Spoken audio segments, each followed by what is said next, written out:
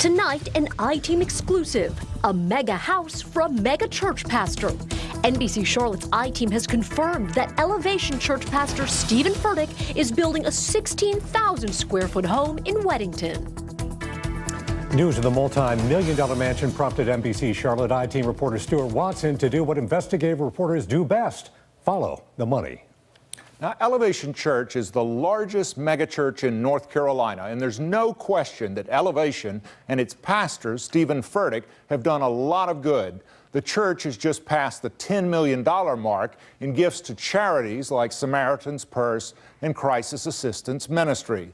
Full disclosure, members of our staff attend Elevation, and the church is paid to air its services on NBC Charlotte and its banner ads on WCNC.com. But when the I-Team learned that Furtick was building a $1.7 million home, we started asking hard questions. This is the story of the House of Stephen. Let's be a generation known for what we stand for. Let's be a generation known for what we love. In the beginning, Stephen Furtick created Elevation Church. He's a rock and roll star. His followers are called elevators. These elevators only went up. Good morning, welcome to Elevation. From 14 people to 14,000 in less than 8 years. Good morning, guys, welcome. With even bigger plans for the future. The Lord's going to enable us to be one of the first churches in the United States to have 100,000 people. He's one part preacher, one part celebrity. Stephen Furtick! Headlining all over the world. Don't you ever let anyone talk you out of what God put in you. He's not a club band anymore, he's a stadium band. His church giving more than $10 million to charity and hundreds of thousands of hours of volunteer work. Pastor Stephen Furtick, I want to tell you thank you. Now the man who just calls himself Pastor Stephen is more popular than the church he built, with 4 times more followers on Twitter than Elevation Church itself. The book is called Greater, and it's about dreaming bigger. Stephen Furtick is his own brand, profiting from book sales and paid personal appearances around the world. And people are asking me, like, are you really going back to Australia again? So the pastor keeps making more money and more money and more money. Now Stephen Furtick is spending a lot of that money on a 16,000 square foot house. It has 7.5 bathrooms. Building permits put the contract value of the house alone just shy of $1.4 million. The land cost another $325,000 for a total cost of more than $1.7 million.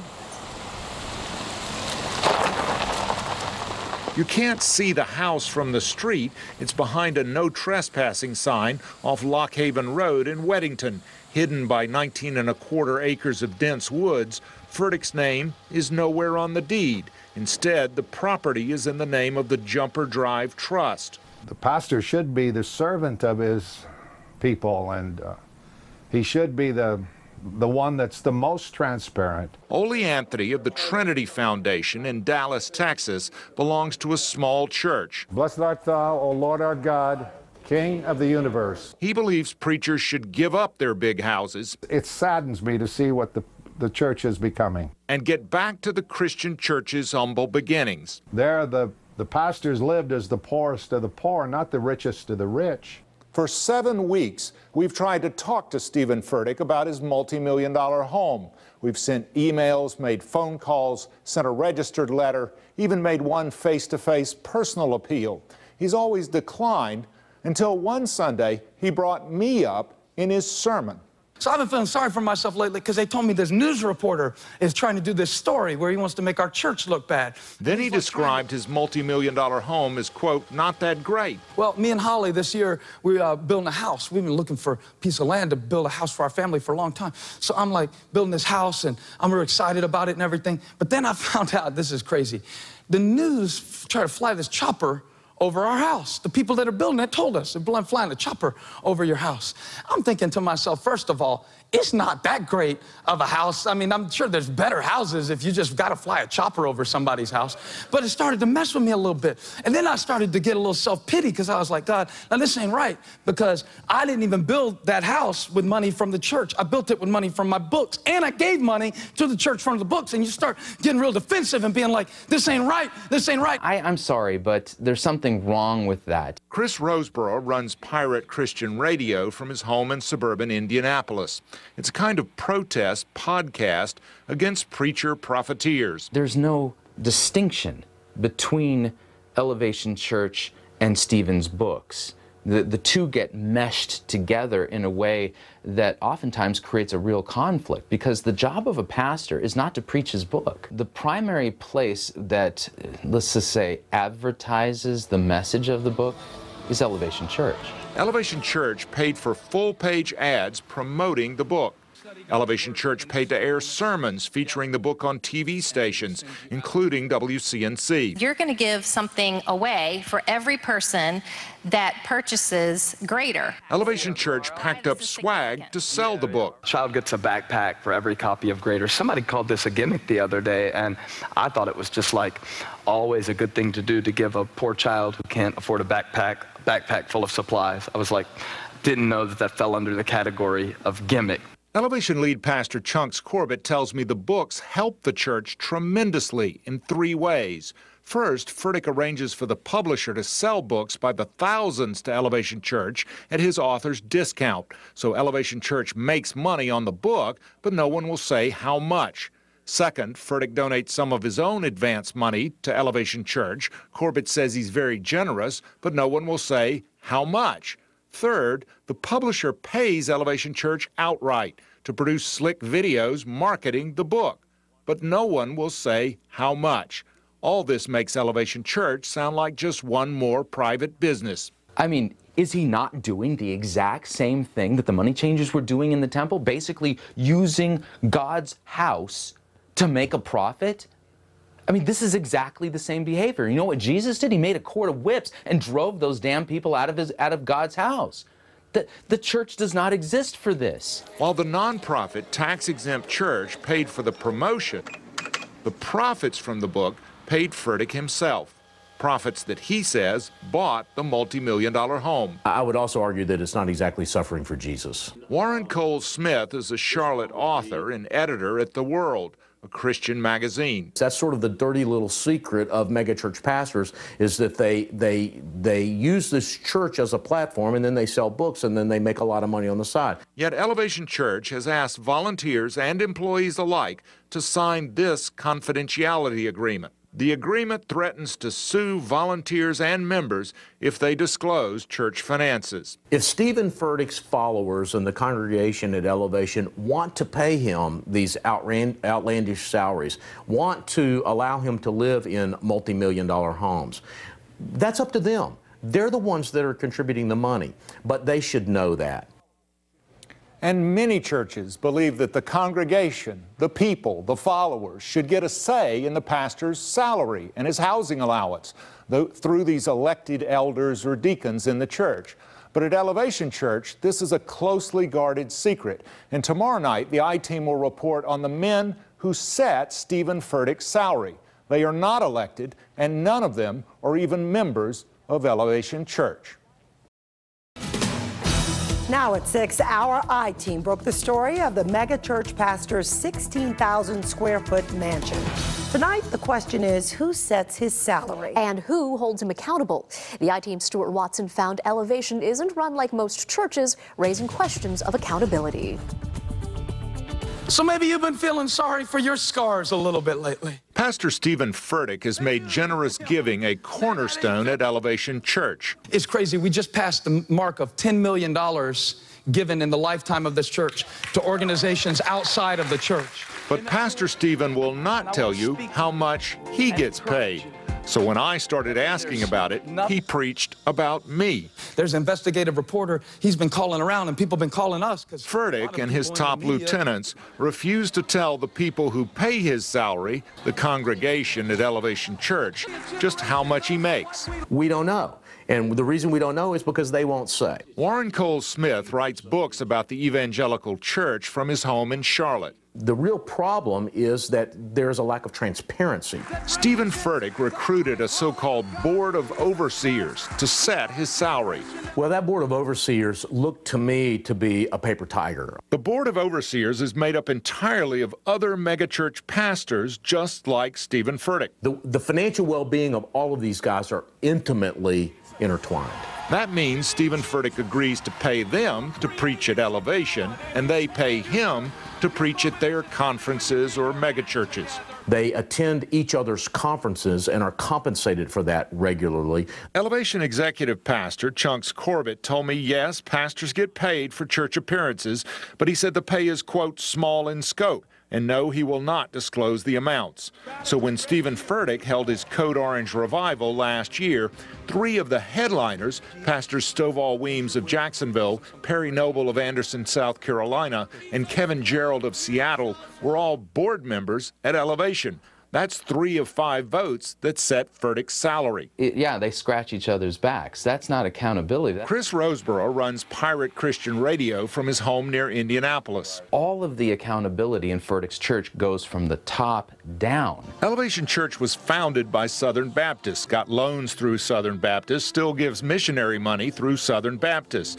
But unlike many Baptist churches, there are no elected deacons or elders here overseeing the church. None of these guys are actually living in Charlotte, North Carolina. There is one leader living in the Charlotte area, Chunks Corbett. And if you want to understand Elevation Church, you need to understand his role. Chunks Corbett is the center of Furtick's organization. In 2005, he incorporated Elevation Church. In 2007, Corbin Properties Southeast, a for-profit company. In 2008, he signed on as trustee for the Jumper Drive Trust that held the Furtick's home. And in 2009, he incorporated Sun Stand Still Ministries, another nonprofit. All 4 list the same principal address, 11416 East Independence, Suite N, the location of the Matthews Elevation Church. Chunks Corbett refuses to speak on camera, but he spent 90 minutes with me answering some questions. He praises Stephen Furtick for his generosity to Elevation Church, but he refuses to release the church's audited financial statement or its bylaws, which govern the church. That's in stark contrast to another local megachurch, Forest Hill Church. Forest Hill spells out how its elders are elected right on its website. We then screen them, we interview them, look at their experience here in the church and their commitment to Christ. And Forest Hill releases its audited financial statement. We want to be beyond reproach. We want people to see exactly what this congregation is giving. Many other evangelical groups, like the Billy Graham Evangelical Association and Samaritan's Purse, release their tax returns by law. So if you give, you might not completely approve of what Franklin Graham gets paid, but at least you know and you get a say. The Baptist State Convention of North Carolina puts a salary chart for preachers right on its website. You can look up what Baptist preachers get paid depending on the size of their congregations. The highest pay for churches over 1,000 members is $231,000 a year. But megachurches like Elevation are in a category all their own. They hire compensation consultants to look at other megachurches, and no one is releasing those numbers. Stuart Watson, NBC Charlotte. And thank you for staying with us. I'm Dave Wagner. And I'm Dion Lim. You don't build a house without a blueprint. Stephen Furtick built Elevation Church into North Carolina's largest megachurch and a major player in community giving. But who helped him with that blueprint? The I-Team Stuart Watson keeps following the money. Would you join me in welcoming to the Elevation Church stage, Pastor Ed Young. Stephen Furtick looks to Texas megachurch pastor Ed Young as a mentor, and Young admires Furtick. The man of the hour, too sweet to be sour. The tower of preaching power, Stephen Furtick. Ed Young promotes big conferences around the world for pastors who want to build their own megachurches. It's an ancient L, we're fighting hell. Somebody ring the bell, let me hear you yell. When Young and his wife Lisa climbed in bed on the roof of their fellowship church to encourage couples to have sex every night, I just basically suggested to the church for all married couples to have sex for 7 days. Stephen Furtick was one of the many pastors to Skype in. Well, rather than a book about the evils of sex, to say this is the way God intended it to be. Good morning, welcome to Elevation. Furtick credits Ed Young and his C3 conference with showing him a blueprint for growing Elevation. No conference has had a greater impact on my life and the life of our church than C3. It was at C3, before we started our church, that I sat in the back of the room and saw for the first time what the local church is capable of. It was through Ed and Lisa Young's leadership that I saw the creative potential of the church. And Ed Young invited Furtick himself to speak at C3. Stephen Furtick! The conferences are one part organization, one part motivation. Do you really think that you're special and unique and gifted to do what God's called you to do? I guess a good way to compare it to would be like a big hoorah Amway meeting. Chris Roseborough runs Pirate Christian Radio from his home in Indianapolis. Ed Young was one of the guys who very early on, he was an early adopter of this new way of doing church. And Furtick patterned himself on Young in more ways than one. Young bought a 10,000 square foot home. Furtick bought a 16,000 square foot home. Young's home is worth $1.5 million. Furtick's home costs $1.7 million. Young put his home in the name of the Palomita Revocable Trust. Furtick put his home in the name of the Jumper Drive Revocable Trust. It sounds like Furtick is copying almost to the letter what Ed Young has done here in Dallas. Ole Anthony is a church watchdog at the Trinity Foundation in Dallas, Texas. It's a job to them. It's a business. It's a way they make money. And here's the most important connection between Ed Young and Stephen Furtick. Ed Young served on Stephen Furtick's Board of Overseers. That sets Furtick's salary. And our sister station in Dallas, Texas reports Ed Young gets a housing allowance worth $250,000 a year, $250,000 tax-free just for housing. So, how much does Elevation Church pay Stephen Furtick for his housing allowance? No one will say. Executive Pastor Chunks Corbett told me 24 pastors at Elevation are paid a tax-free housing allowance as part of their compensation. He confirms that Furtick took out a construction loan to build his new house. But as to how much Elevation pays Furtick for his housing allowance, no one will say. Stuart Watson, NBC Charlotte. I don't call this an attack. I don't. Pastor Stephen Furtick told the congregation at Elevation Church he was sorry if questions about his $1.7 million home had caused them to have difficult conversations. And having to have those conversations, that really bothered me. And it made me sad, and I am sorry that you had to have those conversations this week. I have always endeavored with everything within me to make this a church that you could always be very proud of. Furtick first referred to the house as not that great, but in this message, he changed his tone. Holly and I made a decision to build a house. It's a big house. Furtick told his followers they could always have copies of audited financial statements of the church, but he has yet to make those public. I have always promised that this ministry would be a ministry of integrity. And while he once said reporters were trying to make the church look bad, he now says the media has every right to ask questions. This is a news story, and the media is not our enemy. They have the right to run any story they choose to run, and people have the right to have any opinion that they choose to have. And he concluded the response with a promise. He's not going away. For the next 50 years, I plan on being right here.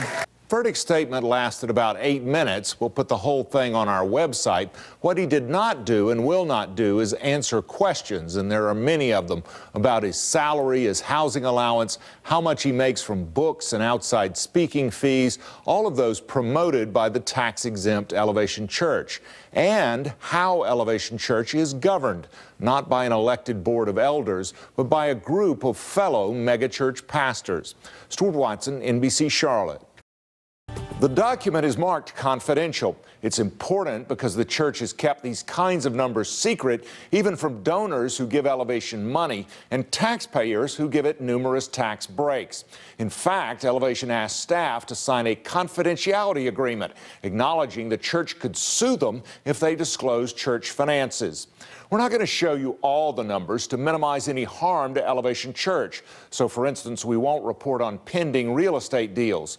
But we want to share enough numbers that you'll see just how big and how powerful Elevation is becoming.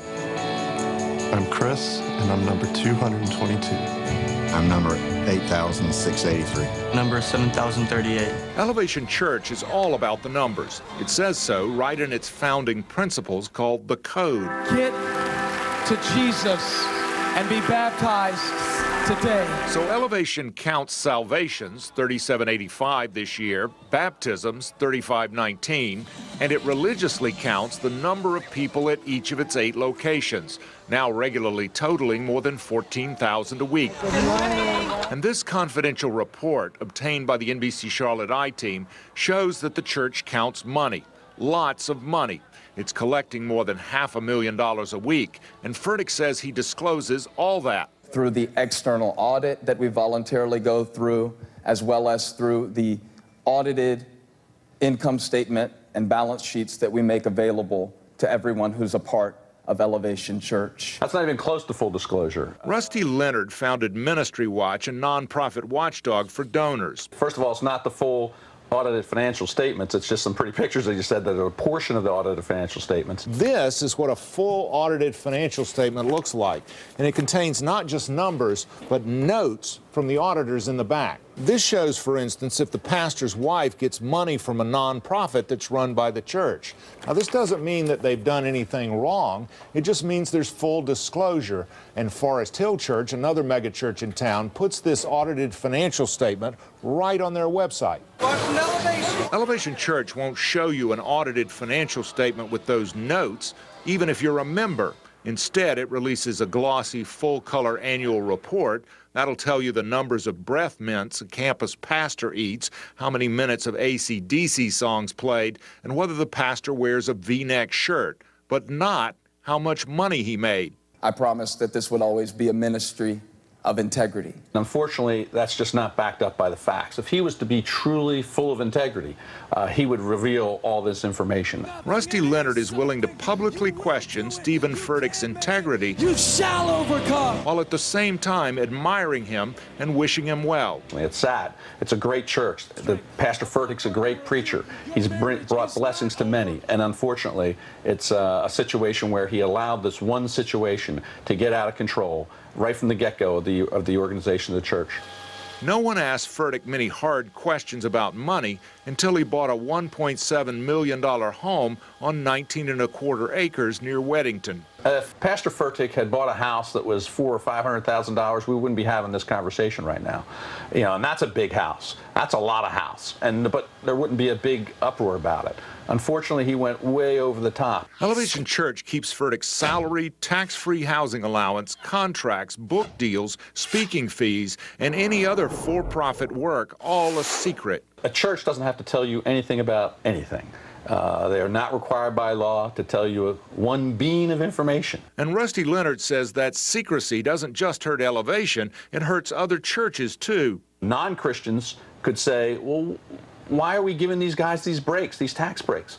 And in the end, it could be detrimental to the whole church community. This confidential planning document shows just how big the tax-free church is getting. Without disclosing individual real estate deals, we can report Elevation plans to spend $86 million on 5 new locations, including 3 the church has not yet reported, Rock Hill University and Matthews. That's $86 million to build a bigger platform for Stephen Furtick.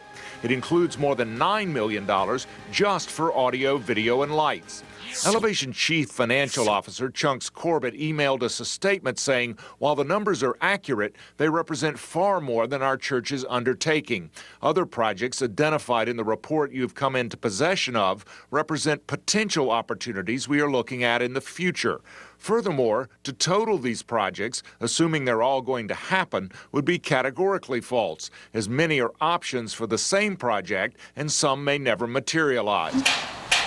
And when Elevation buys property, like the old Palace Theater near Lake Norman, that property no longer generates taxes to the county. So it's a fair question, not just for donors to Elevation, but also for the rest of us as taxpayers. What are we getting in exchange for these tax breaks? And what is Pastor Stephen getting? He doesn't have to tell you, and he's not going to. Stuart Watson, NBC Charlotte. When we first reported how Elevation pastor Stephen Furtick was building a 16,000 square foot home, we got a lot of complaints from his supporters. Ashley Todd pretty much summed it up, writing, "So what if he builds a huge house? How is that any concern of yours or anyone else's?" Well, the answer is, if you're a taxpayer, it is your concern, because pastors don't pay income taxes on the salary they get for housing. It's called a parsonage allowance, and when preachers are exempt from paying a big chunk of income taxes, guess who does pay? This ain't right. This ain't right. Pastor Stephen Furtick will not reveal how much Elevation Church pays him as a tax-free parsonage allowance. It's not that great of a house. But his mentor, Pastor Ed Young Jr. in Dallas, gets about $250,000 a year tax-free just for housing. Elevation Church pays 24 ordained pastors parsonage allowances, yet no one will say how much. It's a big house. It's a beautiful house. But my question about the parsonage allowance doesn't start or end with Pastor Stephen and his big house. I believe or feel that God called me to be here. 17 years ago, as a young reporter at WRAL in Raleigh, I wanted to know why the CEO of Goodwill Industries of Eastern North Carolina, a man named Dennis McLean, got $54,000 a year just for expenses. As a Methodist minister assigned to Goodwill Industries, I get a parsonage allowance. Of $54,000 a year. Whatever it is, but that's a parsonage allowance. That's correct. Is that fair? The fair has nothing to do with it. McLean declined to speak to me again. Fair or not, just because he's ordained, McLean gets a tax break for a parsonage. Even though he doesn't pastor a church, he works at Goodwill. Now the Raleigh News and Observer reports McLean and his wife, also at Goodwill, earn nearly $800,000 a year. And thanks in large part to the parsonage allowance, more than $147,000 of that is tax-free. We think that's unfair. Dan Barker is a co-president of the Freedom From Religion Foundation, a national group of atheists and agnostics. I was an ordained minister. After 19 years of believing, really believing and preaching the gospel, I changed my mind. When Dan was a preacher, he got a tax break for housing. You don't even have to report it. It was nice. I mean, who wouldn't want that advantage, you know? I mean, if you're paying your taxes, you want every break you can get. But as atheists, Barker and his wife and co-president, Annie Laurie Gaylor, sued the IRS over the parsonage exemption. And the rest of us pay more because clergy pay less. They need to pay their fair share. The atheists sued in federal court in Madison, Wisconsin, where their headquarters is. And we are seeking an end to the parsonage exemption, which we think is unconstitutional. They claim the parsonage allowance violates the so-called Establishment Clause in the First Amendment to the Constitution because Congress gave a tax break to clergy but not to all nonprofits. And sometimes we're seeing stupendous housing allowances, overpaid ministers. The bigger the house, the bigger the tax break, because the parsonage allowance is limited only by the fair market rental value of the pastor's home. So if you choose to live in the Sistine Chapel or a mansion, You can't claim more than the fair rental value, but that could be astronomical. Building this house, and I'm real excited about it and everything. Dan and Annie Laurie couldn't care less what Elevation Church pays Stephen Furtick. They do care about the tax break. If they want to pay the pastor $50 million a year, we're not complaining about that. That's freedom. But if they are excluding housing from taxation, tax liability, then that's hurting all of us. And thanks to the secrecy Congress affords churches, taxpayers have no idea how much the parsonage allowance is even worth. It's shielded from public scrutiny, and yet the public are subsidizing churches. You see, most nonprofits have to make their tax forms public. You can go online right now and you can see my salary. You can see our organization's income and expenses down to the penny. We have to be accountable. We know what Goodwill pays Dennis and Linda McLean because the nonprofit makes its tax forms public. If you are a tax-exempt organization, then your business is everybody's business. But think about it. When it comes to being accountable, the atheists are now more forthcoming than some Christians. We hear that churches, everything they do is good, and they're being given this tax exemption to do good, and yet why keep it secret? What do they have to hide? Only last week, a federal judge in Wisconsin handed the atheists a first-round victory. The judge ruled the tax break for the parsonage allowance is unconstitutional and should be thrown out. The decision will almost certainly be appealed. Stuart Watson, NBC Charlotte. Now to an exclusive I-Team investigation focused on houses of the holy, multi-million-dollar homes for clergy, some of them right here in the Charlotte area. Some folks might say that's up to the congregation, nobody's business but theirs. But new tonight, our Stuart Watson found preachers can get a big housing allowance tax-free and keep it secret. Preachers, really all clergy, don't have to pay income taxes on whatever they're paid for housing, no matter how much that is. They don't even have to tell you about it. We talked to a CPA who broke it down for us. He says it all started once upon a time when the preacher, the pastor, the parish priest lived in modest houses called parsonages. When I was growing up, Monsignor O'Brien and Father Petracci and Father McTagg, they lived in the rectory, and they had a little tunnel almost to walk over to the church. But nowadays, some Charlotte preachers live in million-dollar homes, and here's where you come in. They get tax breaks to do it. Clergy housing allowances can be in the hundreds of thousands. When you let go of the uncommon seed of $1,000, the windows of heaven is going to open up on your life. Todd Kuntz preaches the gospel of prosperity on TV, that God wants you to be rich if you'll just send Todd some money. God gave me a home that I paid cash for. Todd's church, Rock Wealth International, owns a $1 million condo where he lives here at the Rosewood on the corner of Providence and Sharon Amity. But here's the thing.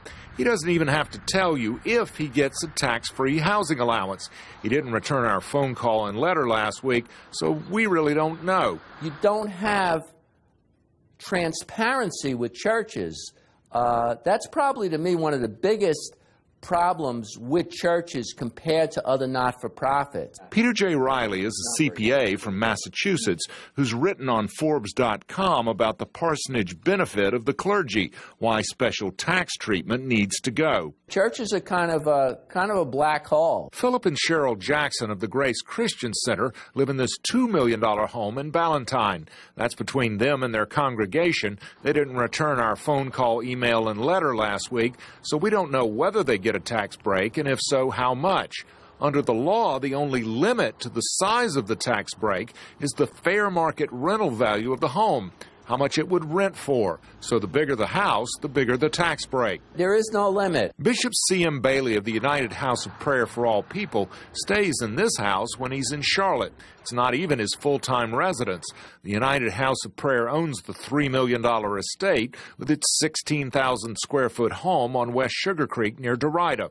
Because the church owns the home, it pays no property taxes. But the bishop also owns his own private home in the Washington, D.C. area. He didn't return our call to his attorney or our letter, so we don't know if he gets a housing allowance for his private home, but he's still eligible for one, just not for more than one home. The rule is one house. It can be a really big house, but only one. Do you feel like you're trapped? David Cerullo of the Inspirational TV Network lives in this $1.7 million home near 51 and Ray Road. Because Mr. Cerullo works for a ministry and not a church, we can look up his non-taxable benefits. You ready? $372,311 per year, most of that for housing. But for most of us in the Carolinas, that's not a housing allowance, that's a whole house. The clergy are very influential on both sides of the aisle. So while Congress sides with the preacher's lobby, Peter O'Reilly has a suggestion to reform the loophole. Cap the tax break. Limit it the same way the U.S. military does. That would be a reasonable way to weed out much of the abuse. If you said, have as many houses as you want, but you're only going to get $3,000 or $4,000 a month tax-free. But that would take an act of Congress, and Congress has not been inclined to act. There are lots of lobbyists in Washington, but few more powerful than the church. Stuart Watson, NBC Charlotte. Tonight at 5:30, the results of a 6-month investigation into a mega church that treats its leader like a king but throws an elderly woman out onto the street. Hello, everybody. I'm Bill McGinty. Our NBC Charlotte Eye team is back again, investigating a mega church and the mega money it collects. Stuart Watson is, of course, following the money and finds one of the leading contributors to the church stole the money she put in the collection plate. They call him Sweet Daddy Bailey, the bishop of the United House of Prayer for All People, a denomination with tens of thousands of followers and deep roots in the Carolinas. Sweet Daddy's followers treat him like a king. Our hidden cameras show followers showering him with cash money. He rides in ultra luxury and lives in mansions, one of them right here in Charlotte. Sweet Daddy Bailey celebrates big donors, but the NBC Charlotte Eye team found some of those contributions came from millions of dollars in stolen money. But if you owe the church money, it will put you out, quite literally, on the street. Somebody can be a witness for God. Sing it with me. Lord, He touched.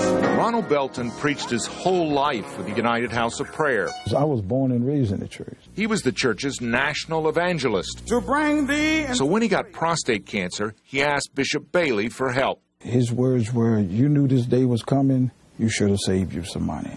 I was deeply hurt. Deeply hurt. The bishop lives in wealth. Our hidden cameras documented that when Bishop Bailey enters a church, members crowd the aisles to press cash money into his hands. He reaches out to pick the green bills. They're handing him cash money. Cash money. How much? It varies. It may be from $1 to $100. We saw some choirs process up the aisle of the church with cash money held up in front of them as offerings to Sweet Daddy Bailey. So from the moment he comes in to the moment he exits, it's one long stream of cash money. Yes. It's written right into the church's supreme laws that free will love offerings will be collected for the bishop whenever he's present. This Bishop Bailey, he's put on a program which he called Daddy's Club, and which he somewhat requires every member to try to push to have $2,000 every time he returns. Reverend Belton says Daddy's Club is a church building fund, but it's hard to say exactly where all that money goes. Can you get an audited financial statement of where all of that money goes? No. You didn't know where the money went? No. In our general assembly, there's no financial statement. But you can see some of the church's wealth in real estate. Sweet Daddy Bailey stays in this 16,000 square foot mansion in the Derrida neighborhood whenever he's in Charlotte. Owned by the church for the use of the bishop, by law, the $3 million estate pays no property taxes. But the bishop visits here less than a month each year. And during the other 11 months of the year, who stays in that house? No one. Nobody? Nobody. Sweet Daddy Bailey travels with a uniformed entourage. He rides on a throne in a parade in Washington, D.C. each Memorial Day. He arrived at the church on Beattiesford Road in Charlotte earlier this year in a custom German-made Maybach automobile. That's one of the most expensive cars in the world. And as trustee of the United House of Prayer, the bishop is also a landlord, managing apartments in Charlotte and Washington. 2 years ago, a retired D.C. bus driver had cancer, got behind on her rent to the church. I knew I should have paid rent because my mother always said, baby, pay your rent if you don't pay nothing else. That's Sarah Boulware Owens. She's 79 years old. Evicted today from her home at the McCullough Canaan Land Apartments. The United House of Prayer put her out, stacking all her worldly possessions on the street. Her record player, her television set, even her records. Ray Charles, Sam Cooke, Dinah Washington. Let's get this straight. The bishop leaves a $3 million mansion empty most of the year in Charlotte while putting a 79-year-old woman on the streets of D.C. Is that right? I don't think so. This church should provide assistance for their members. After Ronald Belton clashed with Bishop Bailey, the bishop stripped him of his church credentials, according to a lawsuit filed by Belton. I was excommunicated. Why? He says it was because he let a woman walk too close to the bishop's throne, a kind of holy of holies called Daddy's Mountain. Some members became emotional that she's on Daddy's Mountain. And when Belton tried to visit a United House of Prayer earlier this year, the visiting preacher, one of Bailey's men, called him a clown right from the pulpit. Ronald McDonald, clown. So I'm putting it out there. If you let Ronald Belton mess your mind up, you crazy. They make it so uncomfortable because there are a lot of statements that have been made by the bishop that I was the evil one. While Ronald Belton's been kicked out of the United House of Prayer and mocked as a clown, another member has been praised in the church. But she had something Ronald Belton didn't have, millions of dollars. The only problem was that she stole it. Maryland woman admits stealing millions from D.C. nonprofit. That's the headline, straight from the Washington Post. To the tune of, get this, $5.1 million. Ephonia Green pled guilty to stealing $5 million from the nonprofit where she worked. The feds say she spent that money on her bridal gown business, her homes, her cars, and, wait for it, her church. That church? The United House of Prayer, where Reverend Belton says she was praised as one of the top 10 contributors. She can still go to church. She still goes to church. She still has her seat. And she's still recognized as top 10. And she's welcome. And she's welcome. You're not welcome. No. Ephonia Green is waiting to be sentenced in the federal court in D.C. Ronald Belton sued Bishop Bailey in Charlotte, claiming Sweet Daddy Bailey wrongfully terminated him and even encouraged Belton's wife to leave him. The judge here tossed the suit. I've given my whole life. It's just like when you don't have nothing to give, we through with you. I called the United House of Prayer in D.C. last week twice, and when I mentioned the name Ephonia Green, the receptionist hung up on me twice. I called the Charlotte lawyer who represented the bishop in Ronald Belton's lawsuit and sent a letter FedEx to the bishop and got no response. Ronald Belton says he has no hard feelings, but he'd like to refile his lawsuit, possibly in federal court, but he has limited funds to do it. Within the church, the bishop is like the Pope. There is no appeal. It's called the United House of Prayer for all people, but Daddy's Club is just for those with the money. Stuart Watson, NBC Charlotte. This may be my last day on planet Earth. It may be your last day on planet Earth. You may be totally, completely, physically healthy right now, but something takes your life away. You could die before the sun goes down. Your body be lying dead in the morgue down here somewhere, and they'll be having your funeral a couple of days from now. Where will you be? Where will you be? Where will you be? Well, preacher, I just don't believe all that. Oh, you don't, do you? Well, what do you base it on, dear friend? What do you base the fact that you don't believe in hell? What do you base it on? Well, I just don't believe God's like that. What do you know about God? What God you talking about? You ever bothered to read His Word? You ever bothered to read the Word of the God that you say you know about? What did He say in His Word?